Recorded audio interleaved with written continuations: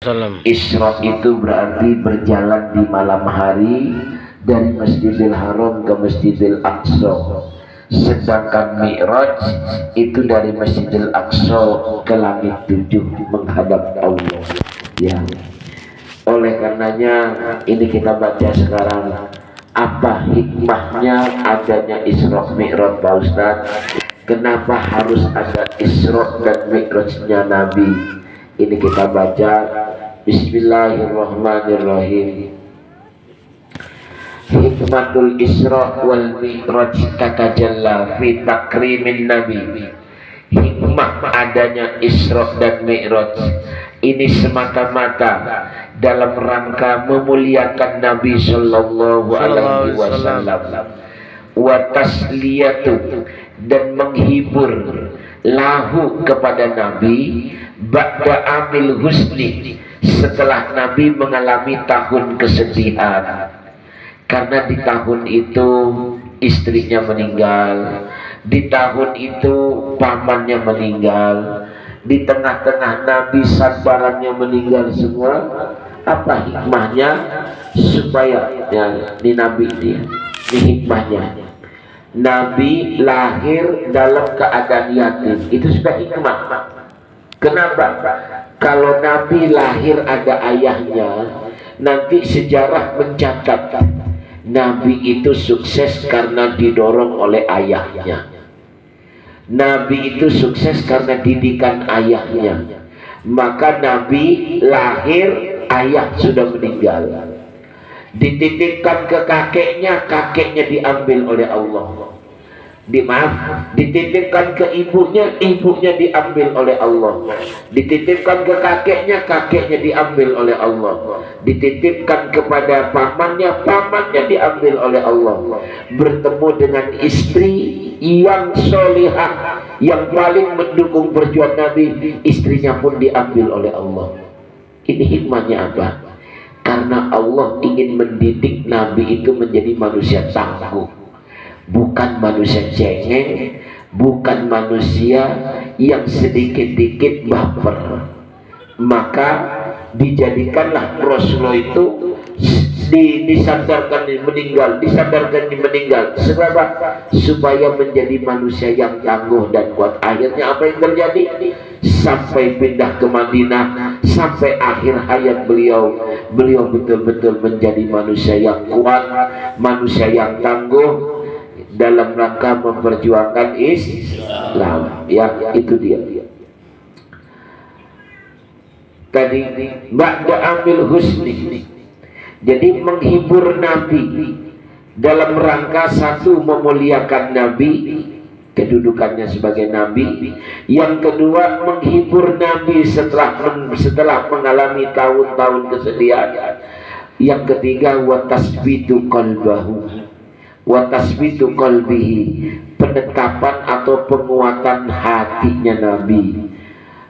Wa idhar, yang keempat hikmahnya Isra Mi'raj, wa idharu kudratillah, untuk menampakkan dan menjelaskan tentang kekuasaannya Allah al-azimah yang agung, wa ta'kidu makanatahu, untuk menguatkan kedudukan Nabi kahotamil anbiya, sebagai penutup para nabi. Artinya setelah Muhammad tidak ada nabi lagi.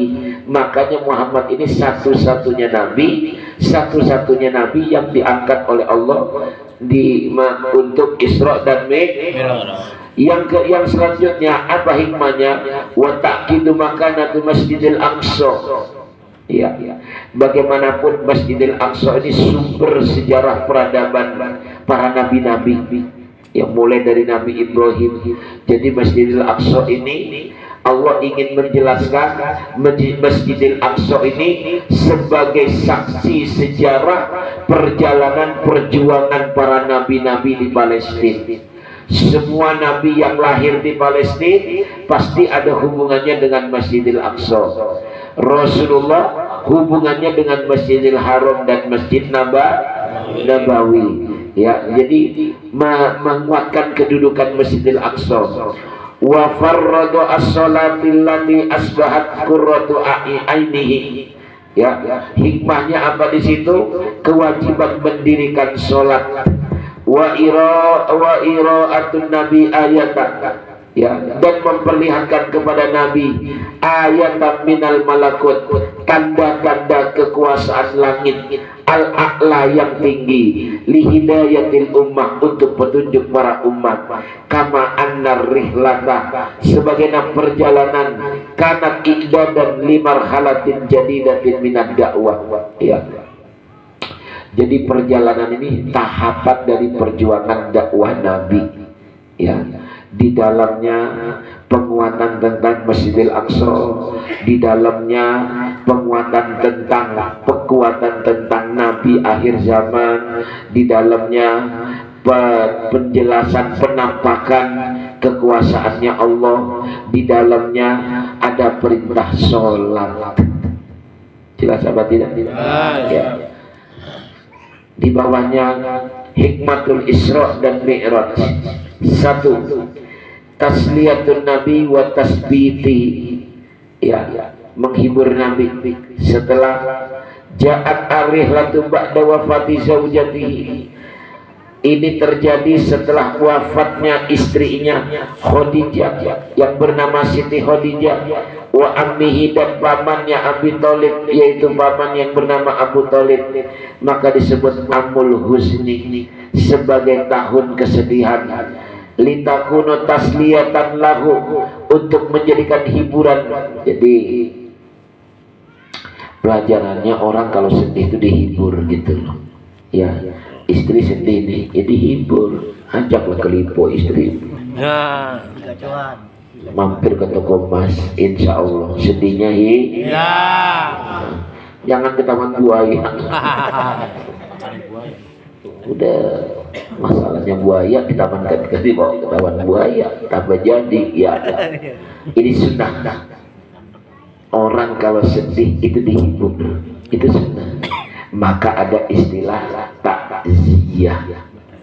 Ada orang yang wafat, kita datang itu bukan mau ngerepotin orang yang kena musibah, bukan, untuk menghibur orang yang kena musibah.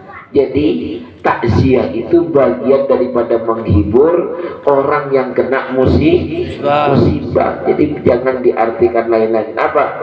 Wa idhalus surur, memberikan rasa senang ala qalbihi, ke dalam hatinya. Kenapa? Subhanallah, udah ditinggal istri, ditinggal paman. Padahal ketika itu Nabi sedang gawat-gawatnya, dikucilkan, dihina, dibenci, dicaci, dimaki, diusir segala macam. Di tengah-tengah itu pamannya diambil oleh Allah. Di tengah-tengah itu istrinya diambil oleh Allah. Gimana nggak kacau pikirannya? Ini kalau bukan Nabi udah stres ya. Iya. Maka ya ini dia wa idharus ala qalbi. Iya, ketika dihibur oleh Allah, artinya apa? Muhammad, tenang, sandaranmu bukan manusia, sandaranmu adalah saya, kata Allah. Jangan sekali-kali menyandarkan kehidupanmu kepada makhluk, tapi sandarkan kehidupanmu kepada Allah. Ini pelajaran. Ya, wa idza annallaha lam tatakhalla anhu.